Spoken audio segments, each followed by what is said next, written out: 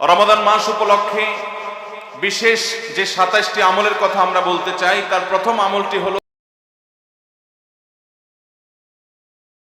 চাঁদ দেখা। রমাদান মাসের চাঁদ শাবানের শেষ দিনে আমরা পশ্চিম আকাশে তালাশ করব, অনুসন্ধান করব। নবী করিম সাল্লাল্লাহু আলাইহি সাল্লাম বলেছেন, সুমু লিরুইয়াতিহি ওয়া আফতিরু লিরুইয়াতিহি, তোমরা চাঁদ দেখে রোজা রাখো আর চাঁদ দেখে তোমরা ঈদ উদযাপন করবে। অতএব মুসলমান রমজান মাসে সিয়াম সাধনা শুরু করবে চাঁদ দেখে, এবং সিয়াম ছেড়ে ঈদ উদযাপন করবে সেটাও চাঁদ দেখে করবে। আর এই চাঁদ দেখাটা নবী করিম সাল্লাল্লাহু আলাইহি সাল্লামের গুরুত্বপূর্ণ একটি সুন্নাহ। চাঁদ দেখতে গিয়ে কেউ যদি চাঁদ দেখতে পান তিনিও সওয়াব পাবেন। যদি আপনি চাঁদ তালাশ করেন আর চাঁদ দেখতে নাও পান, তারপরও আপনি সওয়াব পাবেন, কারণ আপনি চেষ্টা করেছেন। চাঁদ দেখার একটি দোয়া নবী সাল্লাল্লাহু আলাইহি সাল্লাম আমাদেরকে শিক্ষা দিয়েছেন, আর সেটা হলো আল্লাহুম্মা আহিল্লাহু আলাইনা বিল ইয়ুমনি ওয়াল ঈমান ওয়াস সালামাতি ওয়াল ইসলাম রব্বি ওয়া রাব্বুকাল্লাহ। যার অর্থ হলো, হে আল্লাহ, এই নতুন চাঁদ নতুন মাসটিকে আপনি আমাদের জন্য বরকতময় করে দিন, ঈমানময় করে দিন। ঈমানের সাথে যেন এই মাসে আমরা সময় কাটাতে পারি, অতিবাহিত করতে পারি, এবং নিরাপত্তা, শান্তি এবং ইসলামের উপর যেন আমরা থাকতে পারি। হে চাঁদ, তোমার এবং আমার পালনকর্তা এক আল্লাহ। এই দোয়া পাঠ করা সুন্নাত চাঁদ দেখার পর। আবার দোয়াটি বলছি, আল্লাহুম্মা আহিল্লাহু আলাইনা বিল ইয়ুমনি ওয়াল ঈমান ওয়াস সালামাতি ওয়াল ইসলাম রব্বি ওয়া রাব্বুকাল্লাহ।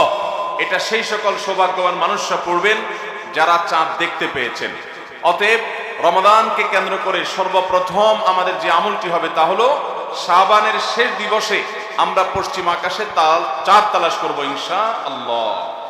আজকাল আমরা বেশিরভাগ মানুষ চাঁদ তালাশ করি ফেসবুকে, সোশ্যাল মিডিয়াতে।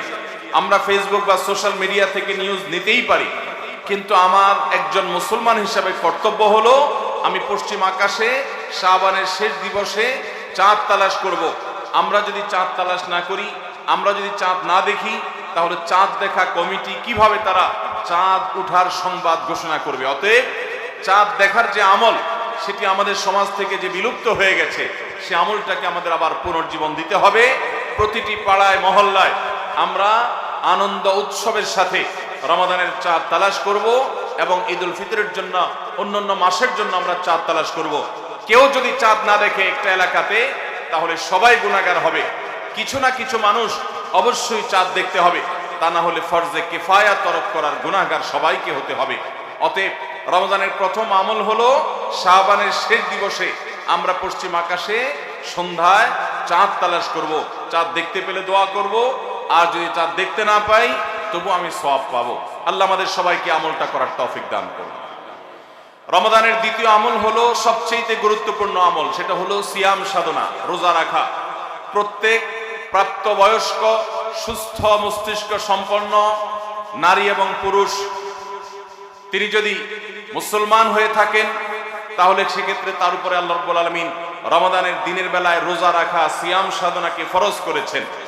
প্রত্যেক প্রাপ্তবয়স্ক মুসলিম নারী এবং পুরুষ যদি সুস্থ সবল হয়ে থাকেন, আল্লাহ রাব্বুল আলামিন এই ফরজটাকে পালন করতে হবে। আল্লাহ বলেছেন, কুতিবা আলাইকুমুস সিয়াম, তোমাদের উপরে রোজা রাখাটাকে ফরজ করা হয়েছে।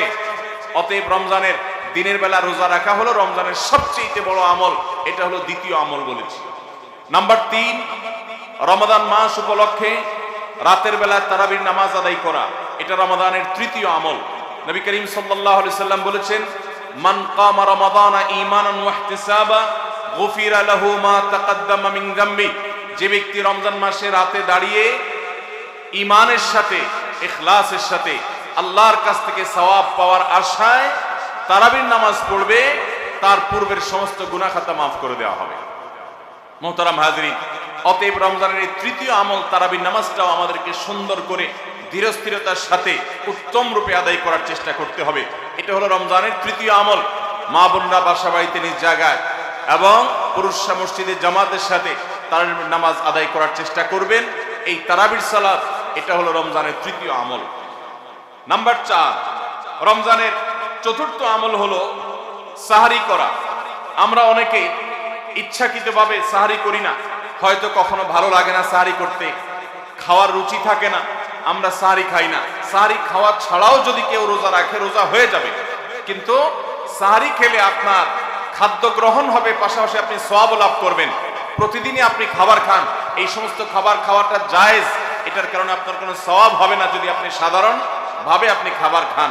কিন্তু আপনার নিয়ত যদি হয় ভোর রাতে খাবার গ্রহণ করছেন, আপনি কেন? রোজা রাখবেন সেজন্য। রোজার নিয়তে ভোর রাতে যে খাবার খাচ্ছেন, যেটাকে সাহারি বলা হয়, এই খাবারটা খেলে আপনার শুধু পেট ভরবে তা নয়, এর মাধ্যমে একটা সুন্নাতের জিন্দা করার সওয়াব, একটা সুন্নতের আমল করার সওয়াব আপনার আমলনামায় লেখা হবে। নবী করিম সাল্লাল্লাহু আলাইহি সাল্লাম বলেছেন, তাসাহহারু ফাইন্না ফিস সাহুরি বারাকা, তোমরা সাহারি খাও, কারণ সাহারির খাবারের মধ্যে বরকত আছে। এই খাবারের মধ্যে বরকত আছে, এটার মধ্যে কল্যাণ আছে। এটা আমাদের আত্মিক বরকতের কারণ, এটা আমাদের শারীরিক বরকতের কারণ। এই জন্য রমাদান মাসে আমাদেরকে সাহারি খেতে হবে যথাসম্ভব। পেট ভরে খাওয়া কোনো জরুরি না, কিছু একটা মুখে দেন সাহারির নিয়তে, আপনি সওয়াব পেয়ে যাবেন। তাহলে 4 নম্বর আমল হলো সাহারি খাওয়া। 5 নম্বর আমল হলো সাহারিটা শেষের দিকে খাওয়া। এখনো অনেক মুরব্বীরা আছেন গ্রামাঞ্চলে, তারা মাঝরাতে সাহারি খেয়ে ফেলেন, 12টা 1টার দিকে সাহারি খেয়ে ফেলেন। সাহারি খাওয়ার জন্য সবচেয়ে উত্তম সময় হলো রাতের শেষ প্রহরের একেবারে শেষের দিকে। নবী করিম সাল্লাল্লাহু আলাইহি ওয়াসাল্লাম তিনি রমজানের রোজার জন্য সাহারি খেতেন, সাধারণ রোজার জন্য সাহারি খেতেন এত দেরি করে যে তার সাহারি খাওয়া শেষ হলে ফজরের ওয়াক্ত এবং ফজরের আজানের ওয়াক্ত শুরু হওয়ার আগে মাঝখানে 50টা আয়াত তেলাওয়াত করার মতো গ্যাপ তিনি রাখতেন। তার মানে তার সাহারি খাওয়া শেষ আর ফজরের ওয়াক্ত শুরু, এই দুইয়ের মধ্যে 50টা আয়াত তেলাওয়াত করার মতো সময় তিনি রাখতেন। তার মানে আনুমানিক 20-25 মিনিট সময়, এতটুকু গ্যাপ তিনি রাখতেন তার সাহারি খাওয়ার পর। অতএব সাহারি শেষ সময় খাওয়া সুন্নত।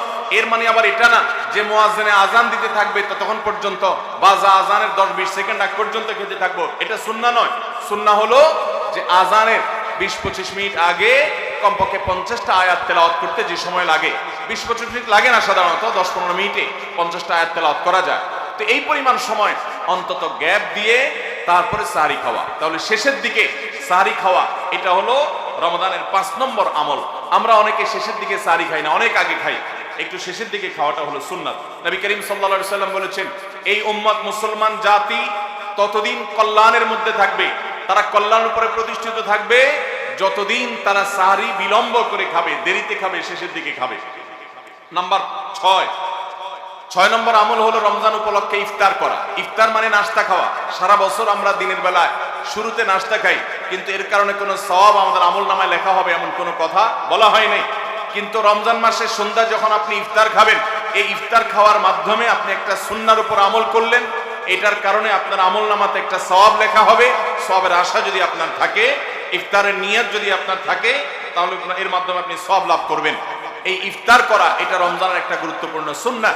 ইফতার যদি কেউ নাও করে রোজা হয়ে যাবে, কিন্তু সুন্নাহ তরক হয়ে গেল। এই জন্য ইফতারে যতটুকু তৌফিক হয় ততটুকু কিছু না কিছু মুখে দেওয়া, এটা সুন্নাহ রমজান মাসের 6 নম্বর আমল। 7 নম্বর আমল হলো ইফতারটা তাড়াতাড়ি করা, ইফতার বিলম্বে না করা। আমরা অনেকে আছি ইফতার অনেক বেশি দেরি করি। আমরা মনে করি যত দেরি করে ইফতার করা যায় ততই বোধহয় রোজাটা নিশ্চিতভাবে শুদ্ধ হয়, সঠিক হয়। এটা ভুল ধারণা। নবী করিম সাল্লাল্লাহু আলাইহি সাল্লাম বলেছেন, যতদিন পর্যন্ত এই উম্মত মুসলমান জাতি ইফতার দ্রুততার সাথে করবে, অর্থাৎ ওয়াক্ত হওয়ার পর আর বিলম্ব করবে না, ততদিন পর্যন্ত তারা কল্যাণের মধ্যে থাকবে। এক্ষেত্রে সাহারির মতো একই কথা প্রযোজ্য, যে দ্রুততার সাথে মানে এই নয় যে একবারে সেকেন্ড হিসাব করে করে ফেলতে হবে, তবে যতটুকু সম্ভব নিশ্চিত হয়ে গেছেন সূর্য ডুবে গেছে আর বিলম্ব না করে ইফতার করাটাই হলো সুন্নাহ। এবং এক্ষেত্রে আমরা অনেক অবহেলা করি, অনেক দেরি করে ইফতার করি, চতুর্দিকে অন্ধকার হয়ে যাওয়ার পরে ইফতার করে। সাধারণত শিয়ারা এবং অনেক বিভ্রান্তরা আহলুস সুন্নাহ জামাতের সকল উলামায়ে কেরামের উলামায়ে কেরামের ঐক্যবদ্ধ ফতোয়া হলো যে ইফতার তাড়াতাড়ি করা হলো সুন্নাহ। অতএব 7 নম্বরের রমজানের আমল হলো ইফতার তাড়াতাড়ি করা। 8 নম্বরের রমজানের আমল হলো ইফতারের দোয়া পড়া। ইফতারের দোয়াটা আমরা অনেকে জানিও না, আবার অনেকে জানলেও সেটা কখন পড়তে হয় সেটা জানি না। ইফতারের শুরুতে বিসমিল্লাহ বলে ইফতার শুরু করতে হবে, ইফতার করা শেষ, এরপরে দোয়া পড়তে হবে। আমরা অনেকে ইফতারের আগে দোয়া পড়ি, এই দোয়াটা ইফতার দোয়াটা পড়তে হয় ইফতারের পরে। দোয়াটা হলো যাহাবাজ জামা ওয়াবতাল্লাতিল উরুক ওয়া সাবাতাল আজরু ইনশাআল্লাহ। এটা হলো দোয়া। যাহাবাজ জামা মানে হলো আমার পিপাসা দূর হয়ে গেল, ওয়াবতাল্লাতিল উরুক আমি ইফতার করার মাধ্যমে প্রশান্ত হয়েছে, আমার শিরা উপশিরাগুলো সবগুলো সিক্ত হয়েছে। ওয়াসাবাতাল আজরু ইনশাআল্লাহ, এবং এই রোজার বিনিময় আল্লাহর কাছে সাব্যস্ত হলো ইনশাআল্লাহ। এই দোয়া পাঠ করা সুন্নাহ। তাহলে ইফতারের পর আমরা এই দোয়া পড়ব, যাহাবাজ জামা ওয়াবতাল্লাতুল উরুক ওয়াসাবাতাল আজরু ইনশাআল্লাহ। এটা হলো রমজানের 8 নম্বরের আমল, ইফতারের দোয়া পড়া। 9 নম্বরের আমল হলো ইফতার এবং সাহারি উভয়টাতে খেজুর খাওয়া। এটা সুন্নাহ। খেজুরের মধ্যে প্রচুর খাদ্য শক্তি আছে। আমরা রমজান মাসে যে রোজা রাখি, সারাদিন পানাহার বর্জন করে থাকি, আমরা যদি সাহারিতে খেজুর খাই, আমাদের শরীরে প্রচুর পরিমাণ খাদ্য শক্তি থাকবে এই খেজুর খাওয়ার ফলে। খেজুর অনেক উপকারী একটা খাবার। আমাদের দেশেও আজকাল খেজুর উৎপাদন হচ্ছে আল্লাহর মেহেরবানিতে। এই খেজুর ইফতারিতে নবী করিম সাল্লাল্লাহু আলাইহি সাল্লাম আধা পাকা আধা কাঁচা খেজুর, যেটা যে অর্ধেক পেকেছে অর্ধেক কাঁচা, সেগুলো তিনি পছন্দ করতেন। সেটা না পাওয়া গেলে সাধারণ খেজুর এটা দিয়ে ইফতার করা, এটা আমরা সবাই জানি। কিন্তু যেটা আমাদের দেশে মানুষ জানে না, তা হলো সাহরিতে সাহরি খাওয়া। সাহরিতে আপনার খেজুর খাওয়া সুন্নাত। নবী করিম সাল্লাল্লাহু আলাইহি সাল্লাম বলেছেন, নি'মা সাহুরুল মুমিনি আত-তামার, ঈমানদারের সবচেয়ে উত্তম সাহরি হলো খেজুর। আপনি সাহরিতে ভাত তরকারি যাই খান বা না খান, অন্তত একটা হলো খেজুর খাবেন, তাহলে নবী সাল্লাল্লাহু আলাইহি সাল্লামের এই সুন্নাহর উপরে আমল হয়ে যাবে। তাহলে 9 নম্বর রমজানের আমল হলো সাহরিতে এবং ইফতারে উভয় সময়ে কমপক্ষে একটা হলেও খেজুর খাওয়া, মানে খেজুর খাওয়াটা হলো সুন্নাহ। 10 নম্বর রমজানের আমল হলো দিনভর বেশি বেশি দোয়া করতে থাকা। ভাইরা আমার, রোজাদার ব্যক্তির দোয়া আল্লাহ রাব্বুল আলামিন ফিরিয়ে দেন না। রোজাদার ব্যক্তি দিনভর আল্লাহর কাছে দোয়া করতে থাকলে সেই দোয়া কবুল হয়। নবী করিম সাল্লাল্লাহু আলাইহি সাল্লাম বলেছেন যে কয়েক ব্যক্তির দোয়া ফেরত দেওয়া হয় না, এর ভিতরে একজন হলেন আস-সাইমু হাত্তা ইফতির, রোজাদার ব্যক্তি ইফতার করা পর্যন্ত তার দোয়া কবুল হতে থাকে। আপনি রোজাদার অবস্থায় দোকানে কাজ করছেন, খেতে খামারে কাজ করছেন, আপনি ব্যবসা প্রতিষ্ঠানে কাজ করছেন, আপনি রাস্তায় হাঁটাচলা করছেন, মা বোনরা বাসা বাড়িতে গৃহস্থলী কাজকর্ম করছেন, এই কাজের ফাঁকে ফাঁকে ওযু নাই, অসুবিধা নেই, এই অবস্থায় আপনি দোয়া করতে থাকেন। রোজাদার অবস্থায় দোয়া কবুল হয়। সারাদিন আপনি মনে মনে আপনার চাওয়াগুলো আল্লাহর কাছে নিবেদন করেন, আল্লাহর সাথে আপনি কথা বলতে থাকেন। কারণ দোয়া কবুলের একটা মোক্ষম সময় হলো রমজান মাসে এই রোজা অবস্থায়, বিশেষ করে ইফতারের আগ মুহূর্তে দোয়া কবুল হয়। আমরা তখন অনেকে ইফতার নিয়ে ব্যস্ত হয়ে পড়ি। তাহলে আমরা 10 নম্বর আমল জানলাম রমজান মাসে, সেটা হলো বেশি বেশি আল্লাহর কাছে দোয়া করা, আল্লাহর কাছে মনের চাওয়াগুলো পেশ করা, দুনিয়ার চাওয়া আখিরাত চাওয়া। আল্লাহ আমাদেরকে তৌফিক দান করুন। 11 নম্বর রমজানের বিশেষ আমল হলো সকল প্রকার পাপাচার বর্জন করা। কারণ রমজানের রোজার উদ্দেশ্যই হলো আমরা যেন পাপাচার বর্জন করতে পারি। রমজানের যে রোজা রাখি, এই রোজা মূলত কোরআন এবং হাদিসের ভাষায় এটাকে সওম বা সিয়াম বলা হয়। সওম বা সিয়াম শব্দের অর্থ হলো বিরত থাকা। আর এই বিরত থাকার মানে হলো আমার সামনে পানির বোতল আছে, আমার সামনে খাবার আছে, হালাল টাকায় কেনা, আবার পেটে ক্ষুধা আছে, তৃষ্ণাও আছে, পিপাসা আছে, তারপর আমি খাচ্ছি না, পান করছি না। কেন? কারণ আল্লাহ নিষেধ করেছেন। এখান থেকে শিক্ষা গ্রহণ করে আমার সামগ্রিক জীবনে সকল হারাম, সকল নিষিদ্ধ কাজ থেকে আমাকে বিরত থাকতে হবে, সেই শিক্ষা সিয়াম আমাকে দেয়। এই জন্য এই সিয়ামের মাধ্যমে হারাম বর্জন করা, আল্লাহর নিষিদ্ধ কাজগুলো বর্জন করা, এই ট্রেনিং, এই অভ্যাস রমজান মাসে গড়ে তুলতে হবে। নবী করিম সাল্লাল্লাহু আলাইহি সাল্লাম বিভিন্ন হাদিসে সেই গুরুত্ব আরোপ করেছেন। কোরআনে কারীমে আল্লাহ বলেছেন, তোমাদের উপরে সিয়াম ফরজ করা হয়েছে, তোমাদের পূর্ববর্তীদের উপরে যেমন ফরজ করা হয়েছে সেরকম। উদ্দেশ্য লাআল্লাকুম তাত্তাকুন, যাতে করে তোমরা গুনাহ ছাড়া আল্লাহর নির্দেশগুলো মেনে চলা, তাকওয়া অর্জন করা, অবলম্বন করার ট্রেনিং নিতে পারো, তাকওয়া অবলম্বন করতে পারো, শিখতে পারো এখান থেকে। অতএব রমজানের 11 নম্বর বিশেষ গুরুত্বপূর্ণ আমল হলো সকল হারাম, সকল পাপাচারগুলো এই মাসে বিশেষভাবে বর্জন করে চলা। যদি সেটা কেউ না করে, তাহলে তার এই রোজার কোনো অর্থ হতে পারে না। অতএব 11 নম্বর আমল পাপাচার বর্জন করে চলা। 12 নম্বর আমল হলো